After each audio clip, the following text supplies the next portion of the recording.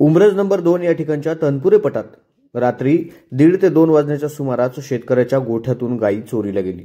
अत्यंत गरीब आणि हालाकीच्या परिस्थितीतून आपला संसाराचा गाडा हाकणारा हा शेतकरी त्याच्या गोठ्यातून रात्री ही गाय गेल्यानंतर शेतकरी मात्र हवालदिल झालाय।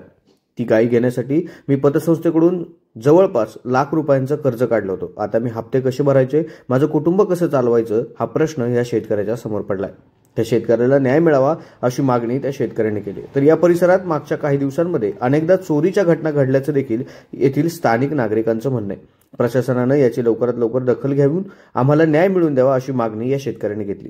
या घराच्या जवळ असणाऱ्या गोठ्यातून चोरट्यांनी ही गाय सोडली तर गोठ्यापासून 100 मीटर अंतरावर असलेल्या एका ठिकाणी घराचं काम चालू आहे, त्या ठिकाणी वाळूचा ढीग आहे, तिथे गाडी लावून मग ती गाय गाडीत चढवली असल्याचा संशय स्थानिक नागरिकांनी व्यक्त केलाय।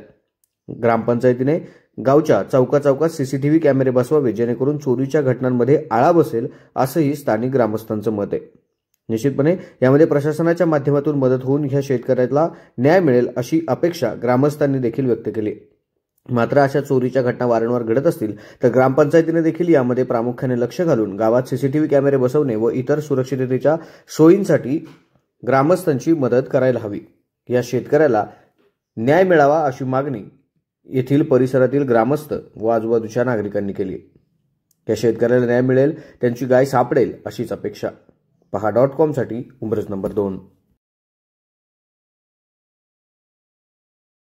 दादा नमस्कार। नमस्कार दादा। काय नाव तुमचं? हनुमंत दत्तात्रय हांडे। तुमची रात्री गाय चोरीला गेल्याची माहिती मिळते, नेमकं काय घडलं? रात्री जवळजवळ 2च्या सुमारास गाय चोरीला गेलेली रात्री इथून, आणि त्याच्या आधी ते इथं बाळू खंडागळे म्हणून एक हे त्यांची म्हैस न्यायला आले होते, परंतु म्हैस मारित असल्यामुळं ती एका साईडने सोडली आणि मारित असल्यामुळे ती म्हैस न नेता इथं आले डायरेक्ट। गाय आपली आसरा असल्यामुळे न मारकी गायी, त्याच्यामुळे गाय डायरेक्ट रात्री त्यांनी 1:30-2च्या सुमारास तिथून नेली आणि इथं कुणाल तनपूर त्यांच्या घराचं काम चालू आहे, वाळूचा ढीग आहे, तिथे त्यांचा पाईप वगैरे फुटलेला आहे आणि टायर वगैरे गाडीचे आहेत। आता ते निशाणे पिकअप किंवा मॅक्झिम असे निशाणे अंदाजे लावू शकतात, ते काय परफेक्ट आपल्याला माहीत नाही, पण ते वाळू अशी गाय भरलेलीची फाळक्याची खून आणि गायीच्या अशा खुनाने शेण वगैरे तिथे, आणि इथे गायवाल्यांची शंकर गायवाले आहेत त्यांच्या म्हशीवर सुद्धा आली होती। त्यांची म्हैस मारकी असल्यामुळं ती म्हैस नेली नाही। बरं, तर तुमची ही जी गाय होती ही किती वर्षाची काय? ही गाय आता 6 महिन्याची गाभण होती। 1 लाखाची मी गाय खरेदी केली होती, पतपिढीचं आधार पतपिढीचं लोन केलं होतं गाय घेण्यासाठी।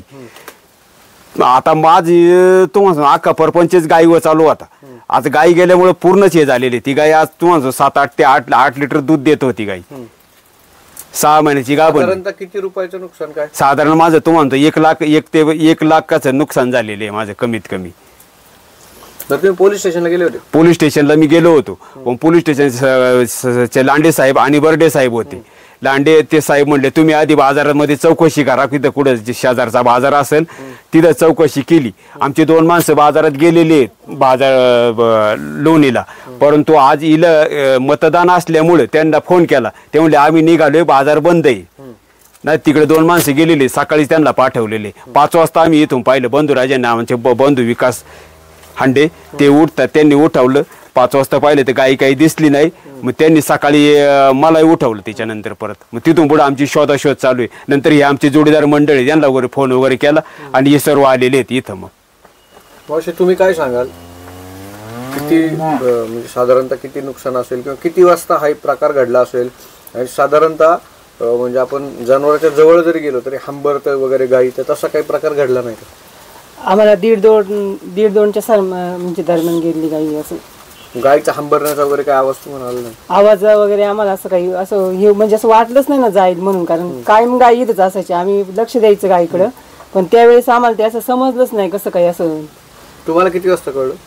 आम्हाला असं 5 वाजता उठल्याच्या नंतर। तुम्ही गाय धुवायला येता सकाळी? हो, गाय धुवायला येतो त्यावेळेस तुमच्या लक्षात आलं? हो, त्यावेळेस आमच्या लक्षात। तुमची काय मागणी काय सांगा?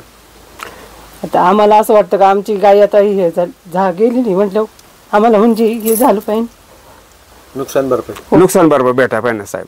अहो, पतपेढी काढून मी लोन करून मी आधार पतसंस्था काढलेली आहे, कागदपत्र आहेत माझ्याकडे, तिचे 4-5 हप्ते थकलेले आहेत। आता ही पतपेढी भरायची कशावरती?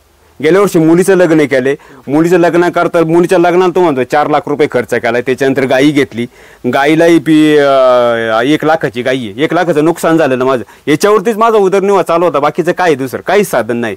माझी या तुमच्या मीडियाच्या माध्यमातून अशी एक विनंती आहे की माझी कमीत कमी माझा उदरनिर्वाह चालावा अशा पद्धतीने, कारण मला फाशी घेण्याशिवाय पर्याय नाही. काय करणार, आत्महत्या केल्याशिवाय दुसरा पर्याय नाही ना काही.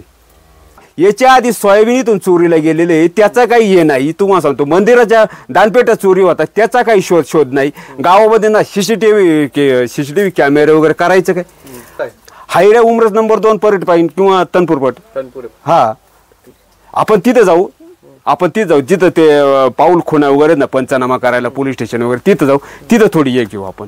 दादा आता तुमचे शेजारी जे आहेत त्याची गाय चोरीला गेली, काय त्याबद्दल तुमच्याकडे काय माहिती? माहीत काय नाही. सकाळी आम्ही म्हणजे मतदानातून त्यावेळेस लवकर उठलो होतो आणि मी तिथं मतदान केलं आणि मळ्यात घरी म्हटलं जाऊन यावं म्हणून आलो. तर रस्त्यावर आम्हाला रवींद्र मुंगसे भेटले आणि ते म्हटले अहो सावध राहा बरं का, अशी घटना घडली. म्हटलं कधी? ते म्हटलं आता. मग नंतर मी लगेच चौकशी केली आणि मी इकडे आलो. म्हटलं आता मित्र गरीबी आणि वागणी चांगली त्याची म्हणून आम्ही लगेच चौकशीसाठी आम्ही आलो इथं. तर ते सत्यपार झाली, ते पोलीस स्टेशनला गेले होते. पण ते आज इलेक्शनमुळे थोडंसं त्यांचा अडीअडचणी आहेत, त्यामुळे ते म्हटले नंतर या, एवढाच विषय.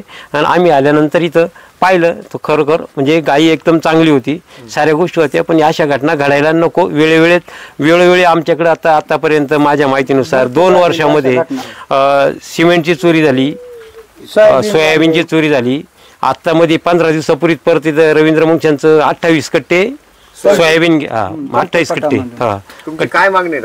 मागणी काय नाही, आमचा असा चोरीला संपूर्ण आळा बसला पाहिजे. आणि प्रशासन म्हणा किंवा ग्रामपंचायत म्हणा त्यांनी जागजागी CCTV चौकाचावून लावले पाहिजेत. कारण चोऱ्या वारंवार घडत व्हायला आम्हाला आता दहशत वाटते आता चोरीची. म्हणजे असं सारखंच घडत राहिलं तर आम्ही काय करायचं, शेतकऱ्यांनी काय करायचं. एकतर आर्थिक स्थिती लोकांची डबगायला आलेली आहे आणि त्यामध्ये असं सोयाबीनचे बाजार नाही म्हणून लोक ठेवतात, त्यातून त्या चोऱ्या होतात. असं होऊ नये आमची प्रामाणिक इच्छा. आणि डिपार्टमेंटनी किंवा यांनी तो पूर्ण सखोल चौकशी करून योग्य तो न्याय आम्हाला दिला जावा, हीच आमची अपेक्षा, दुसरी काय अपेक्षा नाही. या माणसाने कर्ज काढून केलं, आधारपत पिढीला कर्ज काढायला, गाय घेण्यासाठी कर्ज काढले, जामीन आहे मी त्यांना. त्या गरिबीतून म्हणजे ते शून्यातूनच परिस्थिती. 20 गुंठे क्षेत्र नाही त्यांचं, 20 गुंठे क्षेत्र आहे फक्त. त्यांना न्याय मिळाला पाहिजे, हाच आमचा सर्वात महत्त्वाचा एवढंच. ओके राम. चौकशी. मावशी तुम्ही कुठं राहिला? इथंच. भाऊजाई आमची ते तुमच्या जवळच आहे का? हो इथे शेजारी. तुम्हाला कधी कळलं? मला सकाळी रात्री 2 वाजता आहे ना आवाज आला गाईचा हंबरल्याचा, पण मला भीती वाटली बाहेर यायची. मग मी बाहेर नाही आले. 5 वाजता पुन्हा येऊन पाहिलं, गाय तिथे नाही. मग मी उठावलं, म्हटलं गाय काही इथं नाही. आम्ही पहिलं शोधलं, गाय कुठंच दिसली नाही इथं. मग उठवलं. तुमची काय मागणी आता? काय नाही, आता गाय भेटली पाहिजे, ती न्याय मिळाला पाहिजे.